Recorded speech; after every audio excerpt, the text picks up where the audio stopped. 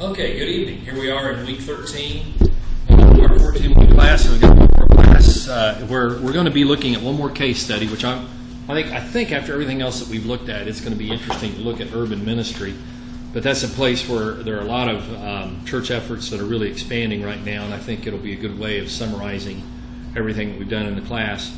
But what we want to do tonight, and I think especially after us considering Kevin Van Hooser's idea that we have this stage and God has called us to be redemptive on the stage, it's clear to me that the church desperately needs a new understanding of itself in the context of our culture. And to that end, what I'm going to ask you after we take a break, after a while, I'm very interested in your insight into what has changed most for you in the context of this study. If there's any significant change in your thinking, and I will allow for tonight to continue to be a part of that. Okay, I can't take you guys being lined up like this. I can go one. No, sorry. It's not that I don't trust you. It's that maybe it is. Anyway, okay, I like line of sight. All right.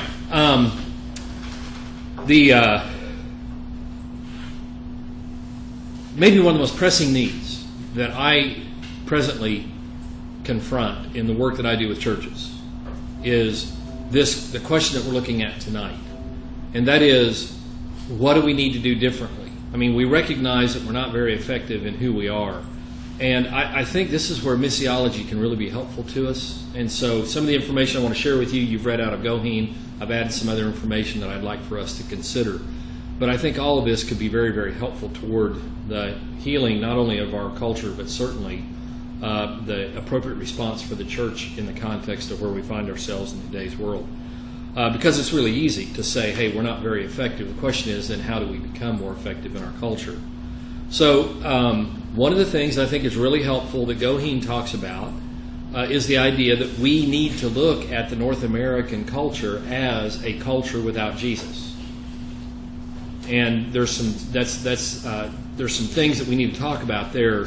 But I can remember at one time when I was working in Italy, Rebecca and I were planting a church when I was playing ball there, and I would occasionally tell someone that I was doing mission work. And I quit doing that because it was extremely offensive to the Italians for some reason. When they think about missionaries, they think about, maybe Central Africa, but they certainly don't think about Italy needing Christian missionaries, if you think about it. And to make it even worse, American Christian missionaries? We're pretty young on the historical scene, right? And so I can remember people saying, what in the world do you think you're doing? And perhaps one of the most interesting parts of my interview to enter St. Louis University, which is a Jesuit institution, was when they found out I'd been doing mission work in Italy for the last 8 years. They raised their eyebrows visibly and wondering, what are you doing? But I think what I tell churches is that we need to look at American churches with missionary eyes. And this is exactly one of the great points that transitioned the church and had an amazing effect. Listen, of people in church history, I don't know that there's anyone who's had a greater impact on today's church than Leslie Newbigin, who was a British missionary who, in the early part of the 1900s, left for, first quarter, but went to India and stayed there for all his life, and then came back to an England he did not recognize at the end of the 20th century, and wrote some of the most profound books, including The Open Secret and other books, that you'll find Goheen quotes, and I'm going to read some of the quotes because they're phenomenal. There are several of Leslie Newbigin's books that if you have any interest in either narrative theology or missional principles, you need to read his books, and probably the primary one is The Open Secret. But in the life expanse, what he did is it took him leaving the country, staying away from the West long enough to gain a critical distance so that he could see us as we truly are in the West. And of course, Europe has always been probably almost a generation ahead of the United States in terms of its movement away from faith to secularism. And there are some critical differences there historically that if you remember way back at the beginning of the semester that we looked at. But One of the more profound changes occurred in the 1990s. If you'll remember this, and I think I mentioned this earlier in the semester, but it's one of the more profound examples, is that Rwanda at the beginning of the 1900s. So if you look at Rwanda at the end of the 19th century and the beginning of the 20th century, it almost had no Christian representation at all. And the same thing is true with Burundi. And so American missionaries went into, these were both Catholic and Protestant missionaries, went into Rwanda at the beginning of the 19th and the 20th, or at the end of the 19th, beginning of the 20th century. By the end, well, when you get to 1980s or 1985s, in that range, I remember this because this is when I was doing some of my first graduate studies, that Rwanda and Burundi were the best examples of Christian mission expansion, and there were all kinds of mission seminars that were being held saying, how can we repeat the success of Rwanda, which now, at the beginning of the 20th century, less than 3% of their population identified themselves as Christian. By the end of the 1980s, 85% of the population of Rwanda was Christian. I mean, that's a phenomenal growth rate. And the same thing was true with Burundi. And then the genocide began. And what was shocking is that it was Christian ministers who were locking their congregants in the buildings and allowing the death squads to come in and kill their congregants. Because it was the Hutus against the Tutsis, tribal identities, which, by the way, had been set up by colonialization from Northern Europe back in the colonial period of Rome, or of Africa, when the various European conquistadors were claiming territory, and they set up the Hutus and the Tutsis as a servant tribe against the royal tribe. So all of that is created by the West. But the hatred was so deep that missiologists all of a sudden found themselves in great, they couldn't figure it out. I mean, here are these countries that have become Christian, all of a sudden they're killing each other. And so when they went in and did some very careful measuring, well, here's what they found out, is that basically what the Christian faith was religious practices that were thinner than veneer. There was no depth to them. So what had happened is tribal practices had been substituted by Christian practices, but hearts had not been changed. The ways of Jesus had not been learned. The heart of Jesus was absent from the equation. Now, then, what was interesting is there were some people who took the same survey instrument from Rwanda, translated it into American vernacular, and what they found out is that the values represented by Christians were the same in Rwanda. We weren't using machetes, but we were not at all reticent to use economy.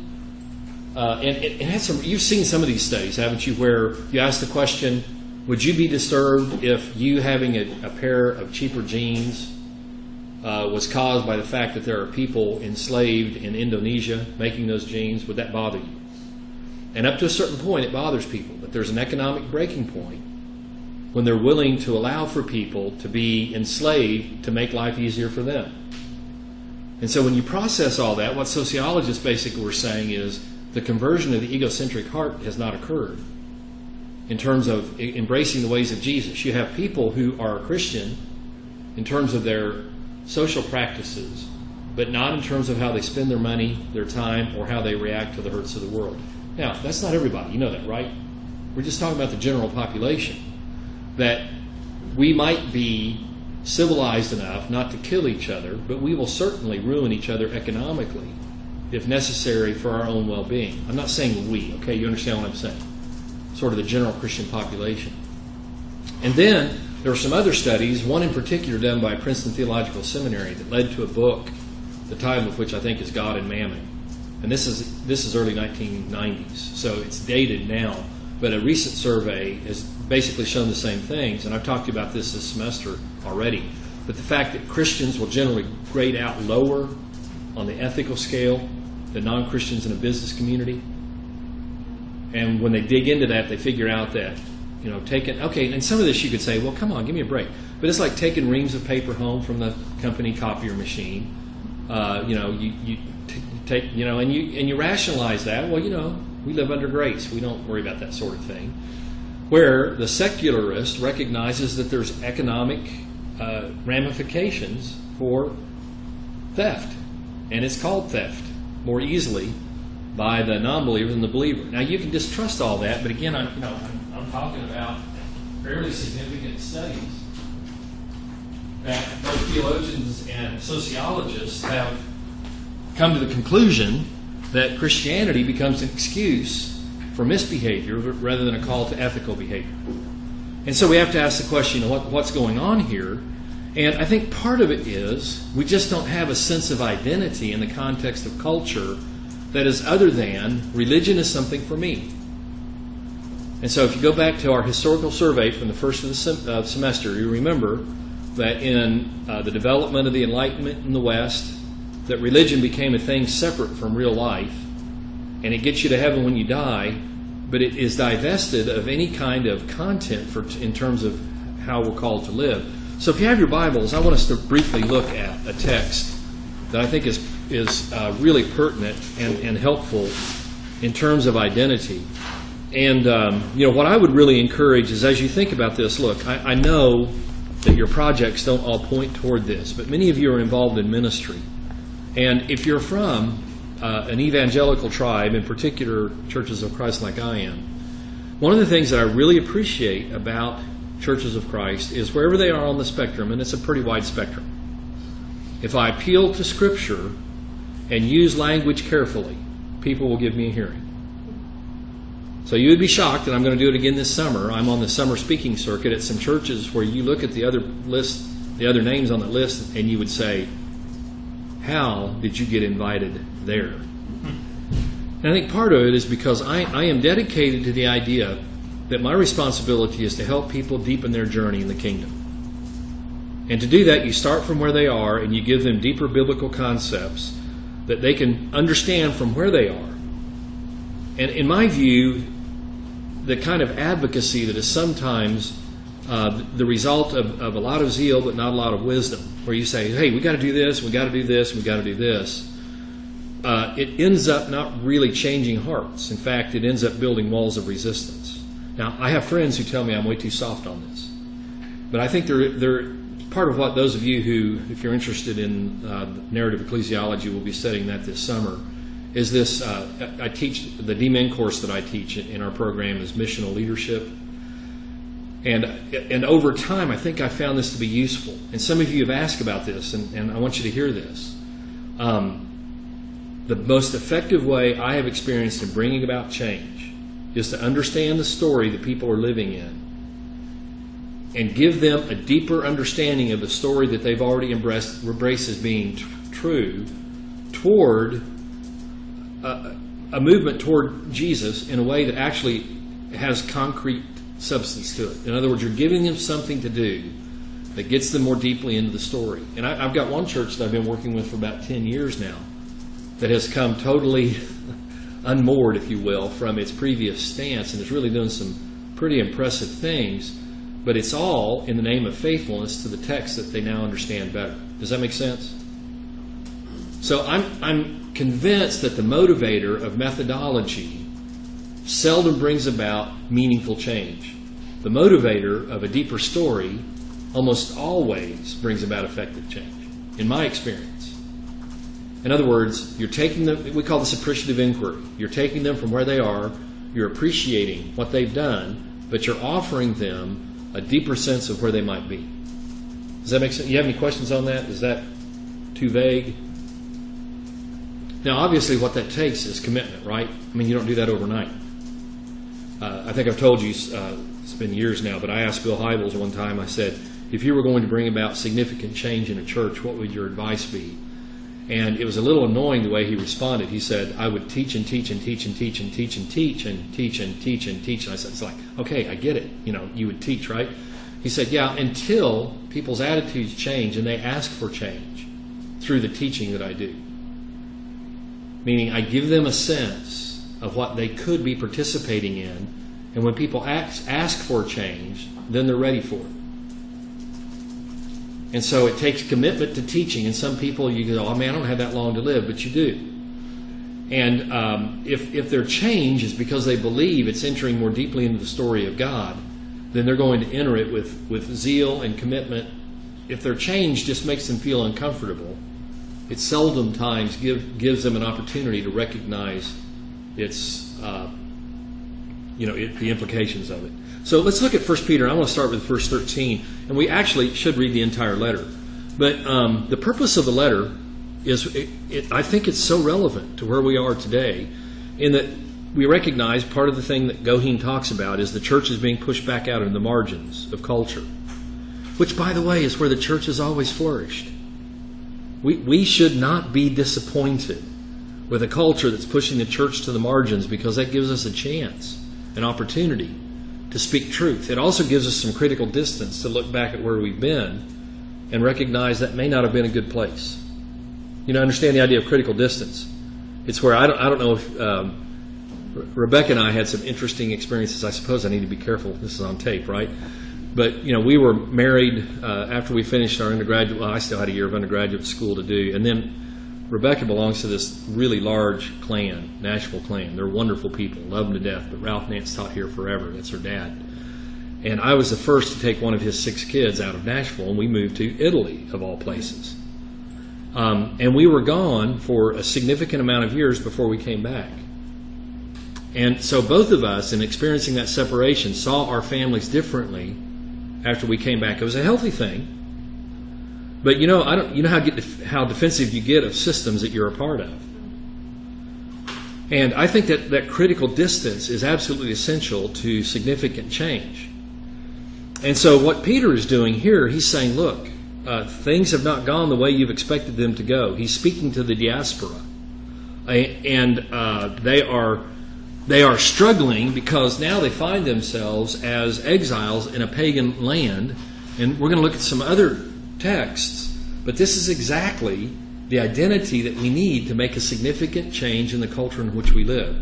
Now, it does mean we're going to have to disassociate ourselves from some of the identities that we have previously had. But as what Peter appeals to them is in the context of opposition, here is the identity that they desperately needed. He says, therefore, I'm starting in verse 13 of 1 Peter 1, with minds that are alert and fully sober. And by the way, his word here, fully sober, he's not talking about not being drunk. He's saying recognize the profound nature of your calling. This is significant. I was talking to my faith and culture class today. Today was my summary class because we have class presentations for the next couple of days that we've got left in the semester. But I was telling them, if you embrace the story of Jesus, I am convinced that there is no higher calling than any other alternative story in world history. And I think I'm familiar with most of the trajectories of significant second-order stories. So any world religion, any life philosophy. I mean, if you take God out of the equation, then what is the possible meaning of humankind? There is none. There's no way you can have value in a godless story, because you're just an accident of a misdirected nature. So whatever you make of your life, you'll make of it, and it's over. There's no real role there to pursue. But if there is a God who created you for His glory, then that could be one of several different religions. But we believe in a personal God who by His nature reveals Himself through that which He creates. And we are created in the image of God, triune in nature. But we have each been created in a unique way to manifest the image of God over creation. And so that calling is amazing. And just wanting my students to hear this, undergrads especially, your lives mean something. Don't let anyone depreciate the value of your life.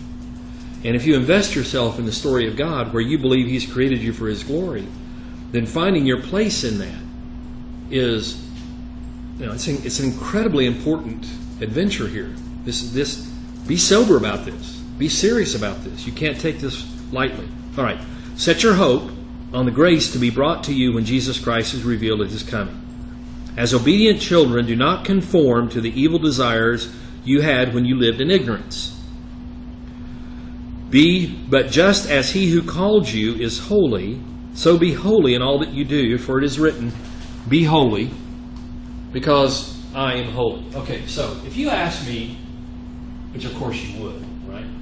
What is the one word in Scripture that ties it all together? This is the word I would say. It's holy. Because I think it is inferred in the creation story, and it's certainly the theme of all of Scripture. Here, Peter quotes Leviticus 19:2, which is right in the heart of the holiness code. But it has been referred to since the very beginning of creation. So you know the word, right? So the etymology of it's what? What's it mean? Set apart? Okay, good. So if I ask you to define it by giving me the antonym, the opposite of holy, what would you say? Don't say unholy, that's too easy.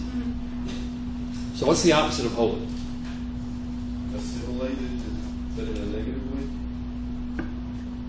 That's pretty complicated. That'll work. The same. Common. Common? You guys are too bright. Because usually people say sinful.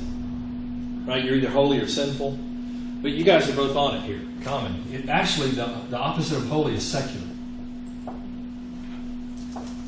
So what does secular mean? The opposite of sacred.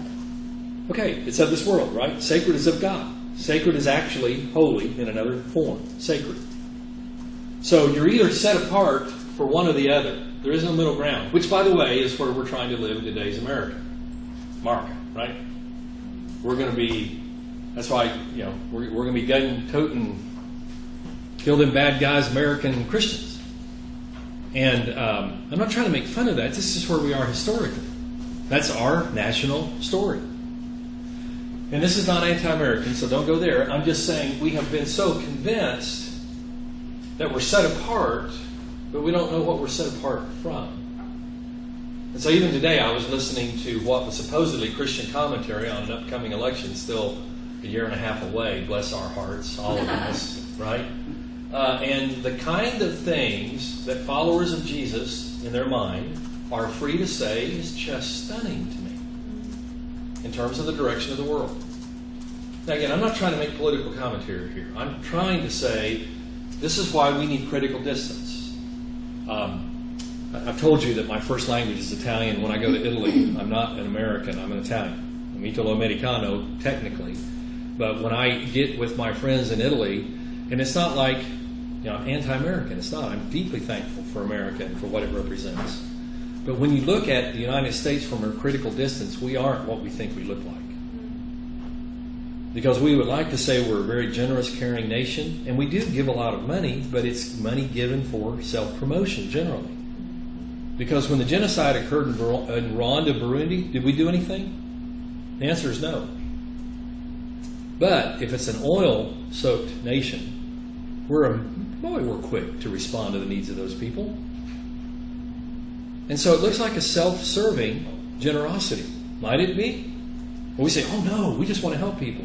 That's where we need critical distance. And what Peter reminds us of is you've got to be set apart for the purposes of God, and you're not going to see the world correctly. You've got to disinvest yourself from those behaviors that you once participated in that kept you from seeing what's really there. So if you understand this, then the church becomes a absolutely indispensable mechanism where we together can gain a vision to see what's really there instead of what the world's propaganda tells us to see. And so, this idea of, as obedient children, do not conform to the evil desires. And I almost wish Peter had used some different words there. Because when we say evil desires, what's our normal association with that? Sin, but usually it's sexual sin. It's like evil. You see the sort of slobbering pervert, kind of guy. And it's like, that's evil. No. Evil is anything that goes against the creative purposes of God. And when you didn't know those, of course you wouldn't live. You would live according to the desires that your body called for. But now you know better than that. So he says, set yourself apart. And do so in such a way, and he goes on to say, since you call on a Father who judges each person's work impartially, live out your time as foreigners here in reverent fear. For you know that it was not with perishable things such as silver or gold that you were redeemed from your empty way of life handed down to you from your ancestors, but with the precious blood of Christ, a lamb without blemish. It's sort of interesting the way he does this. He says, you got to know that sort of silver or gold stuff, I mean, come on, give me a break, that's worthless. Well, that goes back to the idea of evil desires. What's the evil desires? To accumulate those things, which basically Peter says have no worth. You've been called to a higher purpose. So go to chapter 2. He says, therefore, rid yourselves of all malice and all deceit, hypocrisy, envy, and slander of every kind. Like newborn babes, crave pure spiritual milk. And here he's using that metaphor in a positive way. The Hebrew writer saw that as, he said all you want is milk. But here he's talking about the deep riches of the truth of Scripture. That you may grow into your salvation now that you have tasted that the Lord is good. So it goes on to verse 9. So you are a chosen people, a royal priesthood, a holy nation, God's special possession, that you may declare the praises of Him who called you out of darkness into His wonderful light. Once you were not a people, but now you are the people of God. Once you had not received mercy, but now you have received mercy. Dear friends, I urge you, as foreigners and exiles, to abstain from sinful desires which wage war against your soul. Live such good lives among the pagans that though they accuse you of doing wrong, they may see your good deeds and glorify God in the day He visits us. What would the church look like if that's the only text that we had to define the church? In terms of our identity in the world. So if we were working out of this, again, we're critical distance, we're standing back, and we're asking ourselves a question. You are God's chosen people, a royal priesthood, a holy nation, God's special possession, that you may declare the praises of Him who called you out of darkness into His wonderful light, living in such a way the world cannot deny who you are. So we ask the question, is that who we are in today's culture? And most of the studies make a very definitive declaration, no. And so we ask the question then, what do we need to do? And I think part of it is we've got to reclaim this identity of resident aliens. There was a book written by Stanley Hauerwas and William Willimon called Resident Aliens, early 1990s. Man, when I read that, I was so angry with them I couldn't see straight. Now I read it and think it's way too soft. But it was the first time I had encountered someone basically saying the church is not what God intends for it to be. And they spend a lot of time on the Constantinian shift, saying that that's where our identity really got warped and changed. But the point is this. I want us to ask seriously the question, as we look at American culture, we look at how the church has bought into the values of American culture, we're asking the question, how can we make a significant difference in showing the world that there's a better way to live? Would it take radical change? What would it take? And these are the questions that we're asking. Because, now okay, let's build a straw man. Maybe this is not helpful, but if you took a survey of most of the people who fill the pews, let's just say in Nashville, Tennessee, of any Christian persuasion, and you could ask the question where, okay, if you ask them in church, what's your highest value, they would have to say Jesus, right? Because they're in church. It's like the Sunday school teacher, you hear about it, where you ask the little kid, what is it that has a real big fuzzy tail, it's brown, it climbs trees and stores nuts for the winter? And the little kid goes, I know, it sounds like a squirrel, but it must be Jesus because this is a Sunday school class, right? Well, that's sort of the way we do this. And so if you ask the question in church and they figure out what you're asking, of course they would have to say Jesus. What do you think in our culture, for the standard person sitting in the pew, what do you think they value most? Now, I'm not asking you to be overly negative. I'm just wondering what you would think. Money, success. You think? Is that too hard? It is being personal independent. Personal freedom? Yeah. I think they want to be respected, and they have a real interest in people holding them in high regard. Yeah.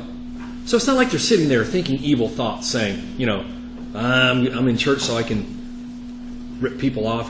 It's not that. And there's not people, I don't think there's anyone at church that's there to be seen. And I hate it when I hear that accusation. It's full of people. It's just there to be. No. If you ask them, they're there because they believe in God. But if you ask them, what is it that really makes your heart beat fast? It's not usually Jesus. And that's the fault of the church as much as anybody. We don't expect that. You know, if you could describe more than anything else what you want in life, I'm guessing Tristan's right here, people would basically say, I would like to have financial independence. And that sounds noble in our culture. But what does that indicate? If that's really what you want, what have you been persuaded that is true? Is that too ambiguous? It's good not to need anyone. Finances are key. Sorry. No, go ahead. Finances are key. That it's. And because ultimately what? You don't want to have to need anybody. Yeah, you can call your own shots. Security equals financial stability. Okay, that's a good question, because that, when you start saying, okay, what gives you a sense of security? The financial security ensures your choice can continue. Right. You can keep living the way you want to live. And is any of that evilly motivated? I don't think so. No. I think this is what's been handed to us from, and even that's not evil. It's that we have bought into the American dream as being God's dream. And we have robbed ourselves of meaningful life because we have pursued, okay, how many of you have seen the movie about Schmidt? Anybody? Long time ago. It's an old movie. It's Nicholson in it. Okay, I can't recommend it because there's some language in it and there's some scenes in it that will just... And it's one of those movies that never ends. But it's a powerful metaphor. It's about a guy who spends his entire life. Now, he wishes that he could be one of a top 10 company, Fortune 500 company. Doesn't make it there, but he does make it to the top of a Midwestern insurance firm. And he builds a whole file case about how to do insurance well. And the movie starts with him looking at a clock. And you figure out it's time for him to retire. So he's lived for this moment. He's got a Winnebago. And he's going to see the world with his wife, who, by the way, he cannot stand. And his life just falls apart. That whole thing falls apart. And there's a little gag that, in case you happen to see it, and again, don't say I recommended it, but I was talking about it after I'd seen it first because it really impacted me. Because there's a little gag about halfway through the movie that at the end it takes all the dissonance that you feel and it ends in a sweet song. But it's a deep metaphor about meaning. And I was telling that story in this class that I've taught for seems like a century and a half now. I love these people to death. That's the class. Oh, by the way, I need to tell you good news. Steve is driving back from Kansas City right now as we speak. But they're calling the baby a miracle baby. Wow. So No surgery. no surgery. Scored pretty high on the number scale. Had a couple of issues yesterday with heartbeat, but it's nothing unusual. Of course, they were overly cautious because of what they had anticipated, but there's no physical deformity at all. So there's one kidney that's going to be a problem, but answer to prayer. But that's Steve asked me to tell you all that so you could rejoice with him, and he's with us in spirit right now. But Steve's in that class I was telling you about, and this has been 10 years ago or so. But I was talking about that movie. And I could tell that generally in that class there's anywhere from 60 to 100 people, so it's hard to see specific responses. But I saw a person get really visibly upset. And I went and talked to them afterwards, and since then they died several years ago. But he told me, he said, whenever you teach a class that involves young people, you tell them about that movie, because he says that's the story of my life. He said, I've lost 2 families to financial pursuits.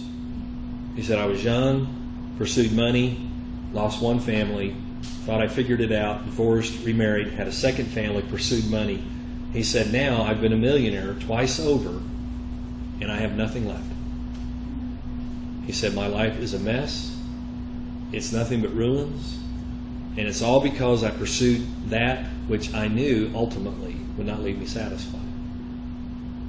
So somehow we've got to get the message across that when Jesus said, "Don't store up for yourselves treasures on earth," he wasn't scolding us.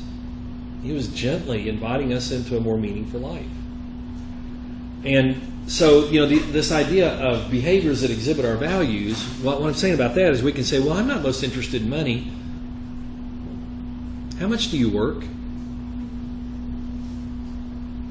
How much do you rest?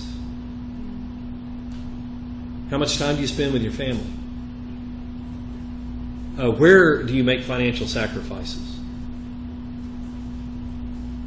What would you do if you were offered the opportunity to do it, that you would set everything aside and do it?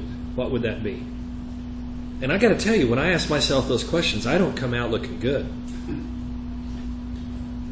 Because, I don't have time to do certain things, but all of a sudden I'll have time to watch a ball game that might take 3 or 4 hours that leaves me with nothing. But that's what I value, so that's what I do. So, this idea, Goheen, I don't think overstates this. We have this urgent task of developing a missiology of Western culture. That means taking the time to look critically at our culture and ask ourselves how much we bought into that's ultimately ruining our lives. And to this end, we owe a great debt, as I mentioned, to Leslie Newbigin, because he's the one who started this whole missional movement with his observation of Western culture as he returned to it. And so, when I first read through these, I went, I'm not sure. In fact, I thought Goheen was overstating it, so these are straight out of Goheen here. But when he says that Western culture is the most powerful global force in the world today, if you look at the tendencies of even the developing nations, we have made a deep impact, especially with the internet making... I've seen people on the internet in places where you wouldn't expect to find electricity. And the images that they're looking at are from the West, telling them what life could be. So you have this pervasive worldview that, okay, maybe they can hold the West in disdain, but they sure would like to have those cars and that nice house. And then this long association with Christian faith has made it immune to critique. And I want to talk more about that in a moment. In other words, what's happened is we have danced with the music for so long, we don't recognize the author of the music any longer. That we've allowed the American story to so shape us that we can't stand back. And this may be the most painful thing going on in my life right now, is critiquing my life and things that before I didn't have to worry about.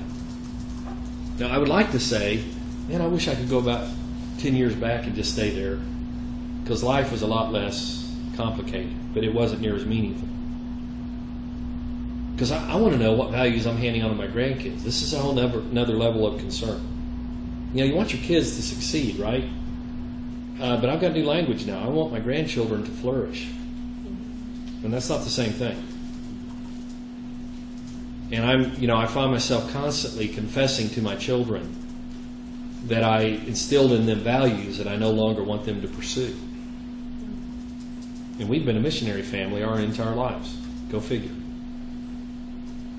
So, this idea of being able to stand back and say, let's rethink this, and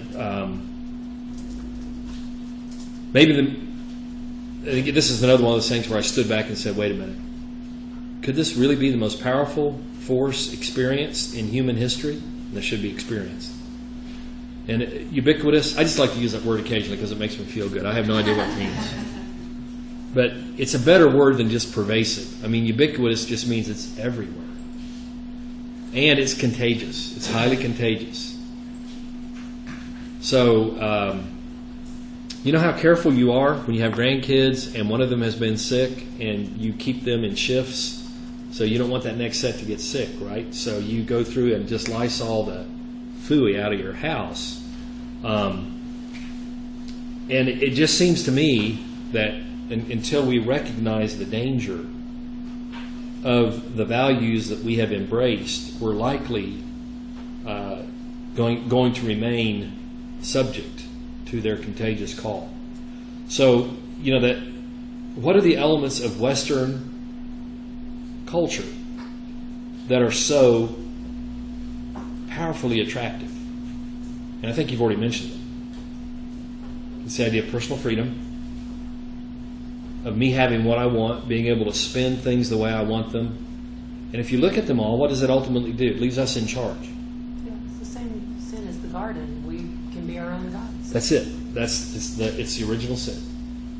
Oh, did God tell you that was all for His purposes? I think I have a better idea. And we drink the Kool-Aid. Oh, that's an interesting illustration from a religious movement, right?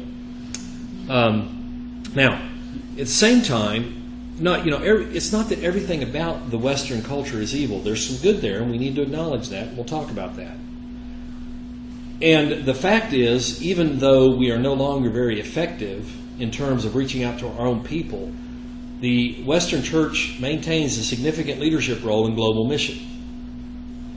And I'm involved in this in several areas. I'm on the board of a particular group that does a lot of work all over the world in terms of missions. And we're trying to convince American churches that their role is now a support role and not a primary do-it role. And it's hard to convince American churches to fund non-American initiatives. Isn't that interesting? In other words, there's missionaries that we know of who are well equipped and ready to go into the Turkic countries, the Ikistan, whatever all those countries are. Americans are not even allowed in those countries. But we can send these missionaries in, and they have converted entire Muslim villages to the Christian faith. You wouldn't know it because you still hear the prayers, and if you don't understand their language, you don't know that they're praying to Messiah Jesus. They've done amazing work. We can't even talk about it. We can't tell you where it is, and we can't get American churches to support it because it's not an American initiative. So trying to transition, recognizing the gifts that we have received, and now trying to maybe change the approach. I think one of the things that we have so deeply embedded in our psyche is if we don't get the credit for it, we don't want to do it. Okay, is that a Christian principle? It's antithetical, isn't it? If we don't have our name on the box, we won't give them the box. And that's an issue. And I understand it, but it's like God needs our help to get the credit. Okay, association with Christianity has been devastating to an accurate understanding of Jesus and His teachings. So, while we still have control of resources to do good, you also have to recognize that, especially in the Muslim countries, that the Islamic idea of the Christian faith is so far separated from the teachings of Jesus because of how they have seen the Christian West behaving. And I see this even still with my students, some of whom are from immigrant families who just can't figure out. I mean,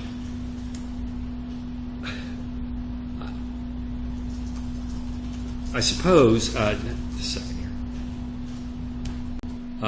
Just mentioning the idea of my friend Angad, who has recently been converted. By the way, he was in class the other day, and he raised his hand for just a second, and he said, Dr. Lavender, please forgive me. I know I broke the rules.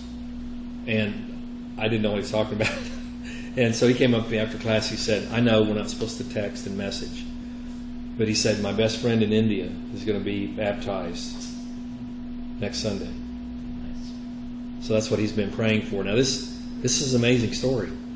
He hasn't seen this friend in like 4 years, but he Skyped with him, and they're best friends. And he's been so deeply puzzled as to why Angad would make this choice. And so he decided that he would start studying Scripture so he could talk Angad out of his stupid choice. And then he started studying Scripture, and he found a Christian community, and now he's going to be a brother in Christ by next week. And so what was Angad asking me for? Forgiveness, because he'd gotten the message on his phone. Of course, I failed him for the day, but for breaking the rules. Of course, I'm kidding. So here, I'm really proud of this slide. So I want you to be proud of it too. Here's basically the tension that we live at. All right. So we have a secular story, and I think you could probably figure this out. What's it heading toward? And no, it's not hell, by the way. That's just. Oh, okay. That's what I was thinking. I was like, I mean, right? The direction of it, maybe the strongest forces: individualism, materialism, narcissism. Would you identify something else as being a trajectory? Or does that pretty much sum it up? Is that too harsh? You can argue against me. I mean, I don't want to, That's pretty solid. Okay, so this is what we tend to value most is individualism based on security and materialism. And of course, narcissism means it's for me and no one else ultimately, right? Okay, then you have a biblical story, and its trajectory would be toward what?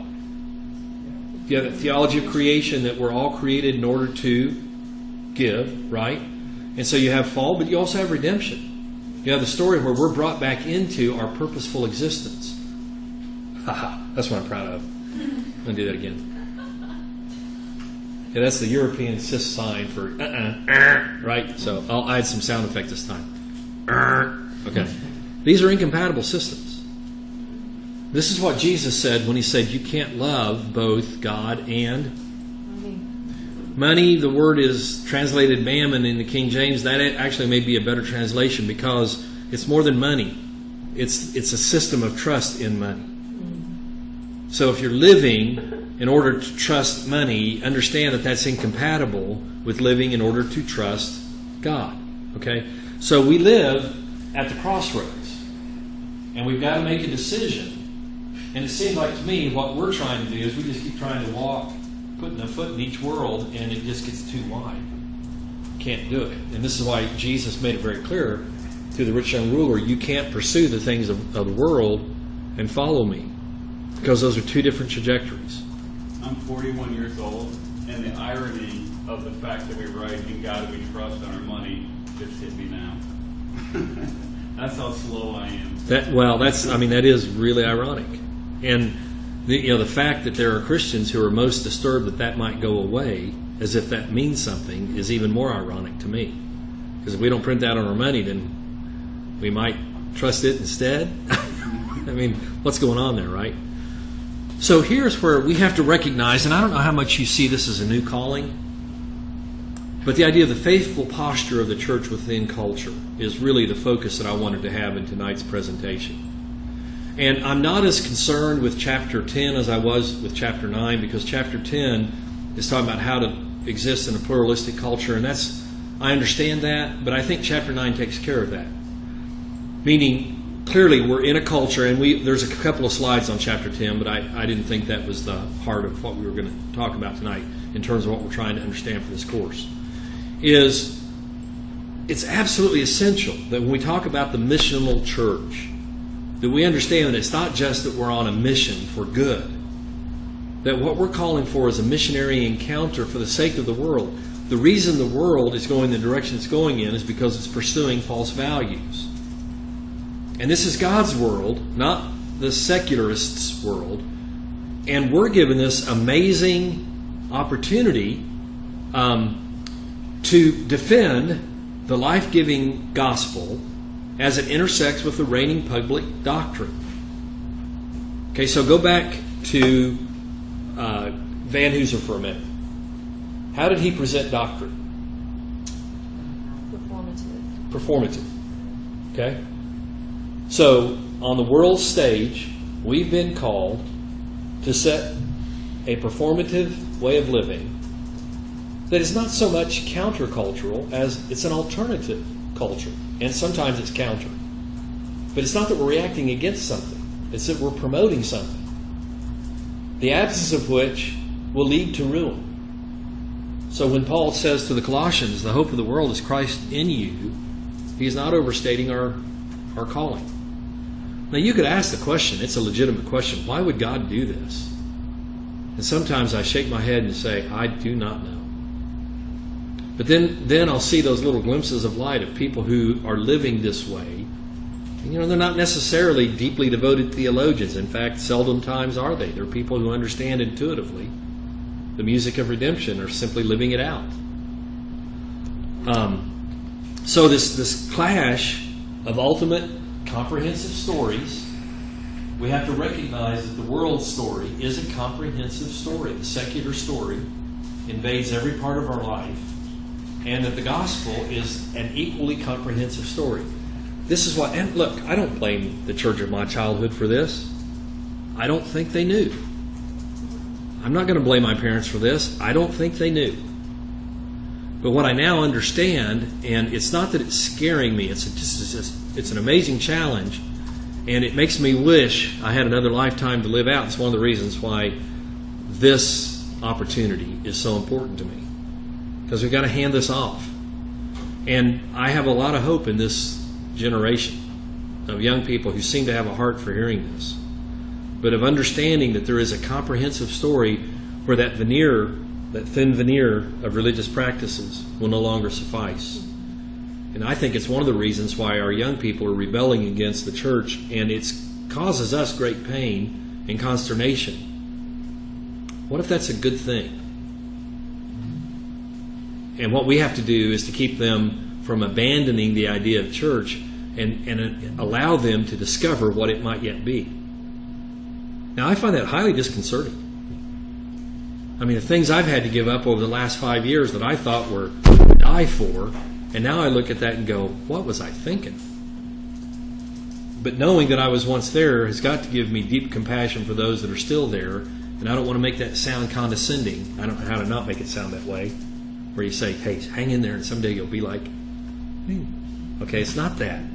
It's as we understand, I think, the higher calling of the church and its higher place in the world, in world history, then we're going to let go of those things we used to think were so important that had nothing to do with this. Agree? You want to fight that one, Lanny? Are they abandoning the church? Or are they abandoning our tradition of what we made the church? Of what we refer to as church, which really isn't the original ecclesia kind of calling together the called ones and all that. I mean, you know, I wonder if they're truly abandoning the church. I know a lot of the younger people that I'm around have a better idea of what it's supposed to be like than we do. Yeah. No, I think that's Some don't. Yeah. Well, and that's my concern, is it's too easy. Because I was talking about this the other day with a group, and I've talked to enough young people that I'm convinced, at least from my point of view, and please push back, I'm not trying to say this, is truth. But I think one of the reasons why so many of our young people, graduates and others, have left the church and have pursued social justice, that's easier, in a sense. I mean, there's a visible enemy you're trying to, and it's not that it's that bad. When you start talking about redeeming people into the purposes of God, that's messy. So if you can give your life to advocacy for the underrepresented in jurisprudence, that's a wonderful pursuit. But if you don't have to go that next step and introduce them to a new kind of life in Jesus, if you can leave them where they are and just advocate for them, I think that's easier than trying to minister into their spiritual needs. And I've had some young people say, you're exactly right. I mean, these are some of my favorite graduates from the last 10 years or so who are now doing amazing things, but they sort of like being free from the necessity of talking about Jesus.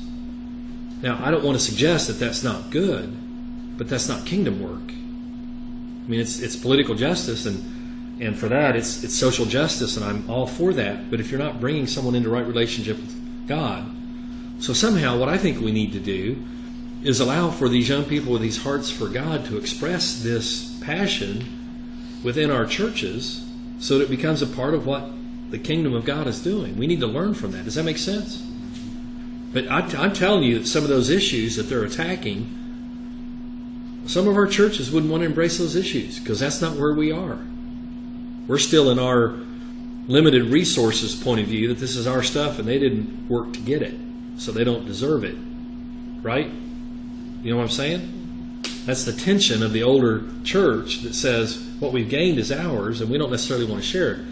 Well, we're going to have to let go of those wrong ideas, but also allow for this kind of new dynamic of recovering. Because I'll tell you where I am right now. I'm as excited as I've ever been about the church in terms of what it ought to be.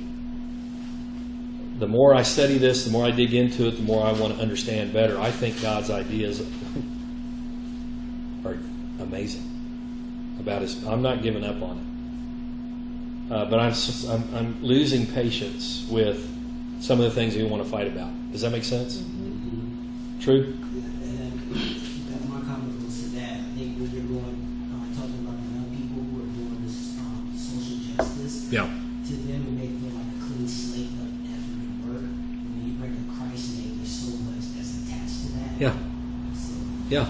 you know, And so we've got to learn for that to be natural language. And so that's why we need people like Angad and others who come to faith to remind us of the beauty of it and how it changes the way they see the world. And it reminds us, that I think, of that renewal process that God would call us to. So here we live at the intersection that I showed you before. The church is always, and it always will live at that intersection. Okay? This is not a new issue. This has always been the location of the church. It's the intersection of the prevailing religion of a culture and the introduction of the gospel. This is no different than the early church, who was presenting good news into an empire-saturated world. And we find ourselves in an empire-saturated world, and it's gotten even more complex in that empire is not necessarily the United States. The empire is human autonomy and globalization. That is, this idea of human autonomy, that you, if given enough economic benefit, can flourish in the absence of any kind of limiting story. You don't have to be concerned about other people. Just be concerned about you making money. And so when we talk about sustainable economic practices, that's an interesting idea that we have, that we're exploring right now. But I'm convinced now more than ever that if you introduce entrepreneurial business without the gospel giving it its proper place, it just becomes another episode in narcissism, or at least potentially such, right?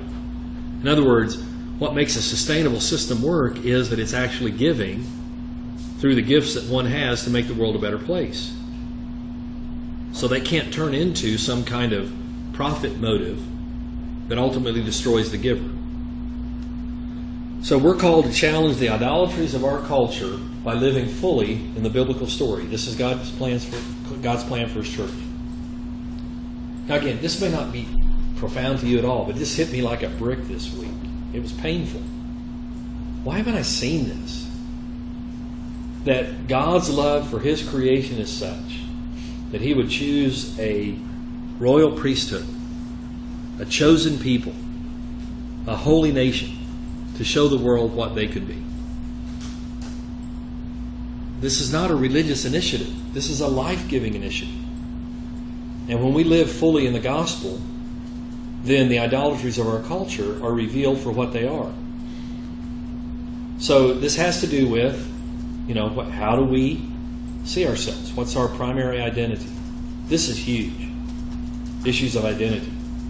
If you read Mark Scandrett's book, Living the Ways of Jesus, that I use for the Jesus Dojos, which I should have enough of those to report next week that I'm looking forward to telling you about. I've had a couple of sections of a class practicing the ways of Jesus and keeping a journal, and they're going to make presentations these next few days, and I will long for all of you to be there as they tell their stories. But a lot of them have to do with identity. Okay, what does the world say our identities are based on? Okay, this is not hard. How do we gain identity? Sexuality, social class, tax bracket. Class, tax, appearance. So when we look in the mirror, what does the world tell us to see? Rich, young, beautiful, thin. All these things that if we had them all, we would look in the mirror wishing we had more of. I mean, there's no governor, meaning you want more, right? Okay, so you look in the mirror in the story of God, and what do you see? Beloved. Wow, that's maybe most important. Beloved. complete, Co-creator. co-creator, renewal, restoration potential, God's love, God's grace, no condemnation. It's remarkably different. So issues of identity. How about security?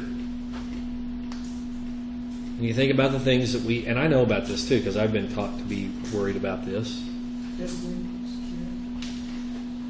So we look in the mirror and see that God is the one who's in control of our lives, and the security issues disappear. And then this idea of a missional ethic too, which this is my language, but when I ask the question, why do you choose to do what you do? What kind of ethic is that based on? What would your answer be? Now, I'm not asking you to answer that. I'm just saying we talk about this in terms of a Christian ethic. But when you really dig down, and I've seen some studies on this, a Christian ethic is often defined as a pragmatic, utilitarian ethic that doesn't hurt others. Okay, what I would suggest a missional ethic is every decision you make is either advancing the kingdom or working against the kingdom. Which is it? Because that pragmatic, utilitarian, doesn't hurt anybody Christian ethic, I can just about justify anything. As long as it doesn't hurt somebody. But I can find some pretty interesting loopholes there. And I think that's the ethic I was trained into. Make sure it doesn't hurt anybody. And if it doesn't hurt anybody, you can get away with it. But if we are the battleground of God's reign, then every decision we make is either promoting the kingdom or it's going against the kingdom. And I got to tell you, this one's wearing me out right now. It's one of my new disciplines where I'm trying to think through decisions. And it was a lot easier when I didn't have to think about it this way. But trying to make decisions based on sort of this open courtroom idea that these are visible, significant decisions, not visible to you, maybe not even visible to Rebecca, the person who I'm closest to in this world, but it's wide open in the spiritual dominion of Satan and God. What do I think I'm hiding? And then that idea of trajectory. So, what is it that you're working toward? And when you think about the challenge of the idolatries of our culture and how those affect these issues, and then you think about some of the teachings that we have given even in the context of church, that somehow we've allowed this to overlay the biblical story and give us our identity, security, ethic, and trajectory that somehow ends up being the American dream. Only to get there to find out it wasn't as satisfying as we thought it would be. And it's because it's below the calling of God. We are created to serve God to His glory, and anything less will leave us wanting. And trying to convince people of that may be our most difficult task. Yeah. I read Life of the Beloved last night by Henry Nouwen. Yeah. And he has like 4 points that really I feel like correspond with that. But like the identity is like beloved. And then he goes on to talk about like how we're like blessed and how like we're blessed. And then I think like the missional ethic is the next chapter says we're broken. He talks about how like bread is broken, how Christ is broken, how we're to be broken, and kind of ministering out of that.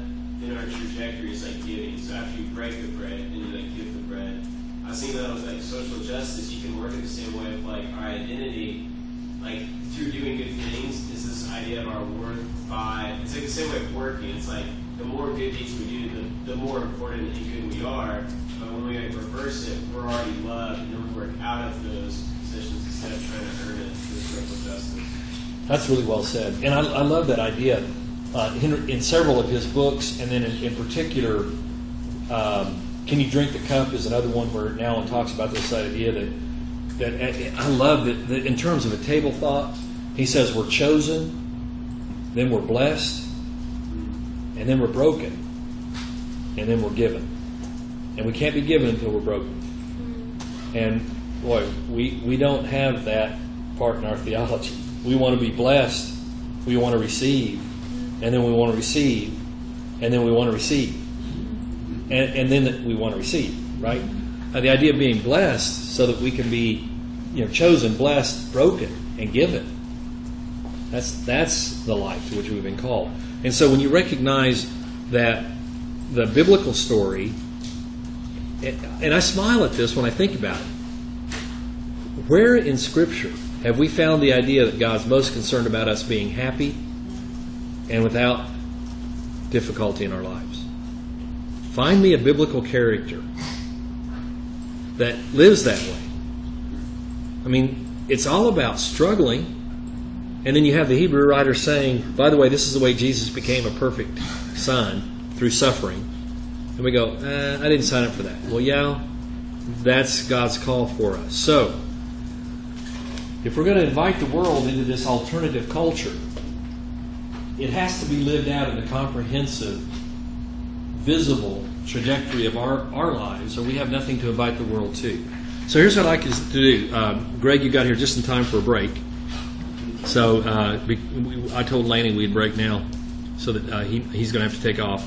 But what I'd like to do, when we come back in for the second part, and again we'll go till 6:30, and then we're going to have the meal is going to be out here in the hallway. So we'll go out, and I think it's just a buffet line or whatever, and you can go through and come back in here and eat, and hopefully fellowship. So don't sit on one side of the table looking at someone else's back. All right, we're going to talk. We're going to enjoy a meal together. But I would be interested in knowing at the beginning of the next hour what you think has been the most significant change in the way that you've seen maybe the missional aspect of the church. So think about that during your break. Let's try to be back in here in 10 minutes, and we'll start on the second half of class.